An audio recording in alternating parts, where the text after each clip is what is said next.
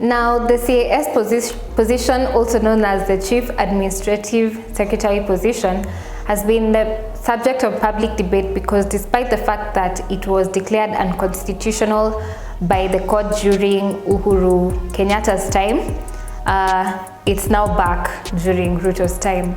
Now, when the courts declared that the position is unconstitutional, the media reported that it was because they did not carry out public participation.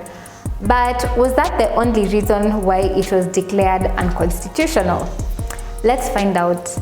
My name is Wanjiku. I'm the founder of Wanjiku's Eye, and here I discuss the relationship between economic development and governance so that you can understand, engage, and influence the matters that affect you and I.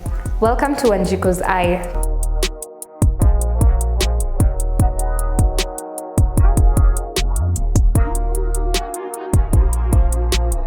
So, as always, let's begin with the background of the issue. Now, this Chief Administrative Secretary position, which I will refer to as the CAS position moving forward, is back as a subject of public debate. Why? Last year in 2021, the position was declared null, void, and unconstitutional because of many things, including the fact that they did not get the views of the public before creating the office. In short, no public participation was done. Now this year, Ruto, through the Public Service Commission, has attempted to make this position legal by following due process, which is by first conducting public participation, then advertising that the position is vacant. However, the Law Society of Kenya took the government to court once again because even as the government asked for views from the public, they did not give adequate and relevant information as to what the creation of this post means for Kenyans, including how it will affect our finances as a country. Also, that the government carried out this public participation just as a mere formality to consider the views, just as a mere formality, but with no intention to consider the views of the public. Now the court suspended the appointments, and now we just wait to hear how the government will respond. Then the court will give its ruling. So now that you have a background, I'll explain why the court declared in 2018 that the CAS position is unconstitutional, null, and void, and why that ruling is still relevant to date. I will summarize that ruling into 3 criteria: unconstitutional based on procedure, based on rationale for creating the position, and based on fairness. So let's start by understanding again who the case was filed against and what was the argument. Now, the case was filed against the office of the president because they are the ones who requested for the position to be created, and also against the Public Service Commission because they are the ones responsible for creating the offices in the public service. Now, some of the arguments against the creation of the CAS position is that it resembles that of an assistant minister or assistant cabinet secretary, assistant CS, because apparently the CAS is supposed to be helping the cabinet secretary with the administrative work. Yani, it's not even clear. Then again, to add context and history to this argument against the CAS position, the reason we adopted the new constitution of 2010 is because Kenyans wanted some radical reforms, especially in the government and the governance structure. Now, the assistant minister position is one of the offices that was abolished after we adopted the new constitution. And why was it abolished? So one of the reasons is it was expanding the size of government. So the guys who took the government to court were essentially asking, how can you illegally introduce an office similar to the one that was abolished without getting our views as Kenyans? In other words, public participation. And in fact, the petitioners were quite radical. They had some very radical requests. For example, they wanted that in the event the court declares that the position is unconstitutional, the CASs who had been employed and earning should refund the country all the salaries and benefits that they had obtained from that position. Nonetheless, the court ruled that the CAS position was unconstitutional, but suspended the effects of that judgment to avoid disorganizing that particular government. The 2017-2022 government, since it was just a year to the elections and we were still in a pandemic. And that's why now we're starting afresh, like the CAS position never existed. However, keep in mind that the court takes into account the economic, social, political, and legal consequences of the cases brought before them, even as they interpret the Constitution. So, on what basis did the court declare that the CAS position was unconstitutional, null, and void? Now, one of the reasons why the CAS position was declared unconstitutional is because when the office was established, it did not meet the logical basis or reasons to justify the creation of a public office as outlined in the Constitution. So let's be systematic even as I explain this. So first, does the president have the authority to create positions in government? Yes. Article 132, Section 2 of the Kenyan Constitution gives the president the authority to directly nominate other state or public officers whom the Constitution requires or empowers him to appoint or dismiss, but with the approval of the National Assembly. So that's one way. The other way in which a public office can be established is in accordance with the recommendation of the Public Service Commission. So that's in Section 4 of the same article. So even though the president has the authority to establish an office in the public service, there are certain parameters that have to be adhered to, conditions that have to be met, and many other factors that need to be taken into consideration before an office can be created. So those conditions are in the Public Service Commission Act and the Constitution. And I'll frame those conditions in the context of this case.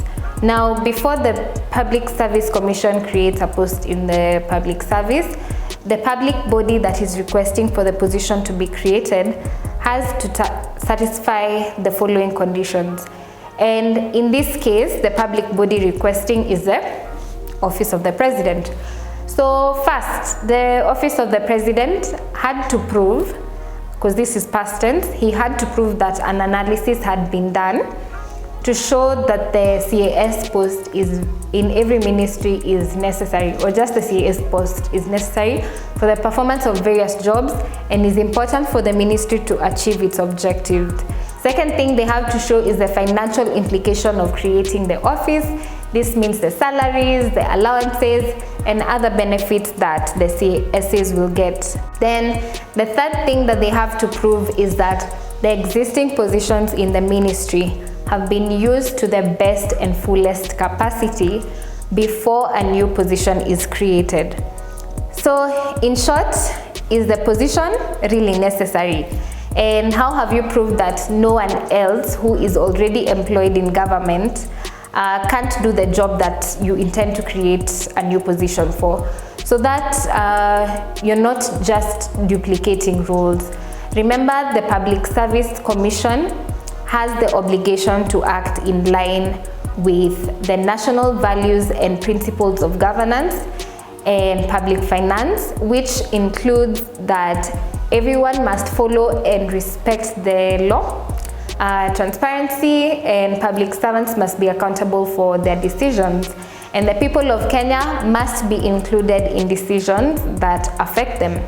So when the Office of the President and the Public Service Commission were requested to present the evidence that they had done a proper analysis to justify the creation of the CAS position. None of that was available. At the same time, the Salaries and Remuneration Commission is responsible for reviewing the salaries and benefits of all state officers and advise the national government on the salaries and benefits of all other public officers. So remember, the point of all this is to make sure that our public wage bill is sustainable. And remember, a condition that the PSC has to comply with before they can establish an office is whoever is asking for the office to be created must show the financial implications of creating that office. So there was no evidence that the Salaries and Remuneration Commission was actually consulted on this matter because there are no written records on the same. So these things have to be documented, not just hearsay. So it was unconstitutional based on rationale. Now, on top of not meeting the justifications for creating that public office, the Public Service Commission didn't fulfill the requirement of carrying out public participation before creating that office. Now, the intention for public participation is that those who are most affected by the policy, legislation, or action must have a bigger say, and their views must be most deliberately sought. And in this case, the people affected are all Kenyans. So the court said that the method of public participation doesn't really matter, but the method must be flexible and innovative to take into account the nature of the subject matter, logistical and cultural constraints, inclusivity and diversity, and to avail all the necessary information. So that's what will be used to gauge if the method of taking the views from the public was effective. So the court said the method doesn't matter per se. Yeah, but however the government decides to do it, they need to take into account something as simple as simple but important as the different languages spoken in Kenya. But we can't even discuss the method because the request to create the office was done on 23rd of January 2018, and the Public Service Commission made the recommendation to create the office the next day on 24th of January 2018. So obviously no public participation can be carried out in a day. And even if they try to defend themselves and say that it was done in a day, there was no evidence of the same. So, unconstitutional based on procedure. Now, finally, another reason why it was declared unconstitutional is that the process was unfair. Now, all Kenyans have the right to fair administrative action, and this right is brought to life by the Fair Administrative Action Act. Now, administrative actions mean any power, functions, and duties exercised by authorities, or an act, decision, or omission of any person, body, or authority that affects the interest of any person affected by that decision or action. So this act lays the foundation for public participation. Basically, what it says is that on matters that affect the public, they must issue a public notice of the proposed administrative action, inviting public views in the matter, consider all views submitted in making the decision, consider all relevant and material facts, etc. So in this case, the administrative action is the power and function exercised by the President and the Public Service Commission in creating the CAS position. And the people affected by these decisions are who? Kenyans. So to put it all into context, the law says that if I am significantly or negatively affected by the decision to create the office of the CAS, I as a Kenyan have the right to get the information pertaining to why you thought that it was necessary to create the office of the CAS. Remember, I said that the first reason why it was unconstitutional is that they were unable to prove and justify their reasons for creating the office, and there was no evidence that they even did the analysis. Second thing, is that I also have the right to request for any other relevant documents that enable you to arrive to your decision of creating the CAS office. That's what is called transparency. And what's the point of all this? It's so that should there be an issue, like now there's an issue, I can be able to ask for those documents and use that to challenge you in court for making that decision. Now, when the petitioners took the government to court, they requested the Public Service Commission and the Attorney General to provide the relevant documents. For example, they wanted to see the job description, a list of all the people who applied for the position, a copy of their CVs, interview notes to show that they had actually passed the integrity and merit test, that they were actually qualified for the job, and many other documents, including a copy to show that the CAS position was open and advertised as vacant so that people can apply. So none of those documents were available. And then at the same time, that same law says that any administrative action has to be done with speed, be efficient, lawful, reasonable, and procedurally fair. So what would be the due process of hiring the CASs? The court established that the hiring process would be the same as that of the principal secretaries. So the Public Service Commission must advertise the vacancy, shortlist applicants, interview them, recommend them to, shortlist them, interview them, recommend them to the president for nomination. They get nominated, then they are vetted and approved or rejected by the National Assembly. Then they get appointed into office as CAS. Obviously, if they get rejected, they don't get into office. However, there was nothing to show that the CASs who were selected had been interviewed by the Public Service Commission or even approved by the National Assembly. And also, like I said, the vacancy for the CAS position was not advertised. So it was unconstitutional because not only was the process unfair, but also because they did not follow the law on how public servants are hired.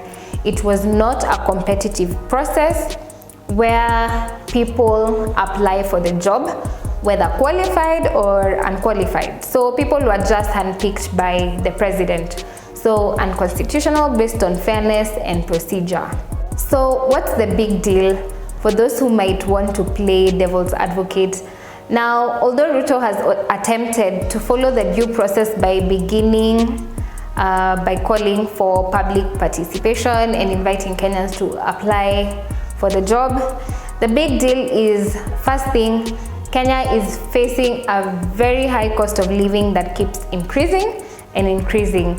And creating new positions increases the size of government, which increases the budget of the government and how much they spend on the salaries of public servants. Salaries they spend on public servants. Because the office of the CAS is a senior government position, the salaries and allowances and other benefits are not cheap. The total current government wage bill is at around 900 billion Kenya shillings, and the trend has been increasing over time. Now, given our financial position as a country, this is not the time to expand the size of the government because we are in a tight spot. And this money has to come from somewhere. And guess who? You and I, our taxes. Second thing is the government has a habit of duplicating roles and government institutions. You find people carrying out the same exact jobs, or jobs which could be consolidated into one position or several positions. Then you find jobs that are overlapping, or jobs and institutions that are just unnecessary in short. And this just adds on to the size of government. And then government also has the tendency to duplicate roles, creating new institutions or state agencies whose roles and duties can be performed by existing institutions or positions that already exist. Again, who pays? You and I. And what do? When there's not enough to pay them, they tax us more. So your cost of living becomes higher. Then politicians also have a tendency of using government positions to reward political loyalty. Now, this is not a general statement. This is a statement which the history of Kenyan politics has proven to be true, time and time again. I spoke about this in the Real Mheshimiwa series. And to prove this, we have seen with the cabinet secretaries who were recently nominated and the principal secretaries who have applied for jobs.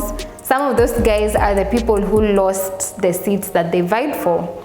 So the procedural requirements are there to shield us Kenyans from having people handpicked into government because of either tribe, friendship, romantic relationships, as a favor, family relations, and political support.